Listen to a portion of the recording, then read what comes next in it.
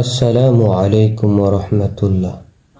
প্রিয় ভাই ও বোনেরা, আশা করি সকলেই আল্লাহর রহমতে ভালো আছেন। আজকে আমি আপনাদের মাঝে বিশেষ একটি দোয়া ও আমল নিয়ে হাজির হয়েছি। দোয়াটি হলো এই যে কোরআনুল কারীম থেকে নেওয়া ছোট একটি আয়াত, যা আপনাদের চোখের সমস্ত রোগ দূর করে দিতে পারে এক নিমিষেই।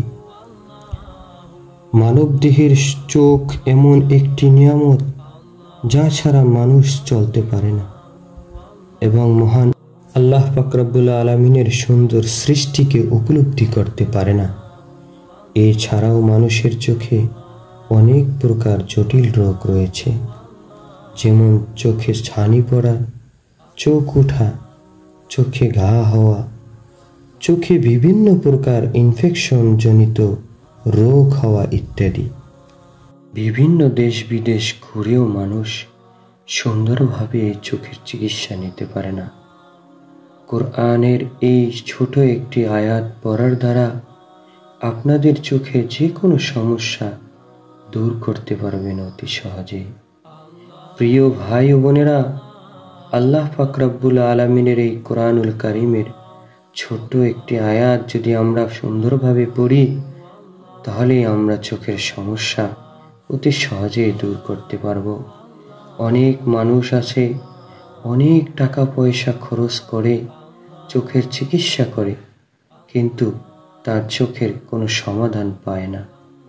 তাই এই কোরআনুল কারীমের সুন্দর একটি আয়াত পড়ার আগে আমরা সুন্দরভাবে কয়েকবার দুরূদ শরীফ পাঠ করে নেব।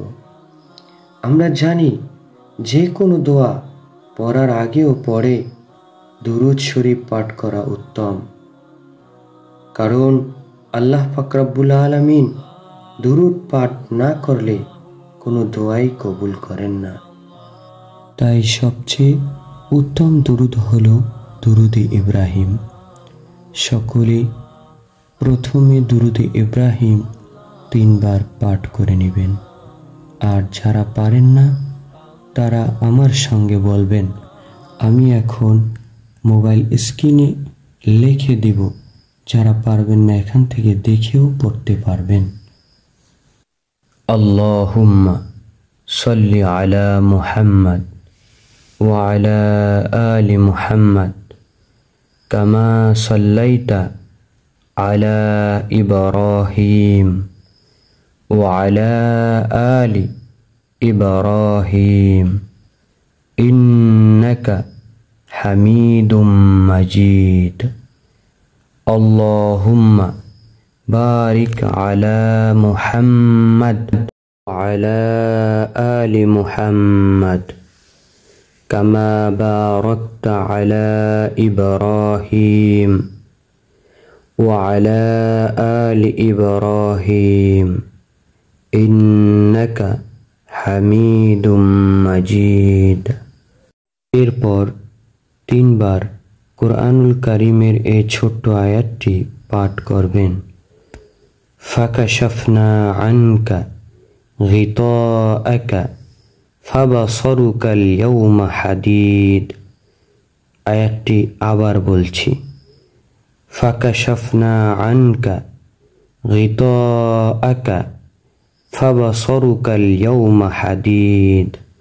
সবাই এই আয়াতটি সুন্দর করে পাঠ করে নেবেন। এরপর চোখে ফু দেবেন।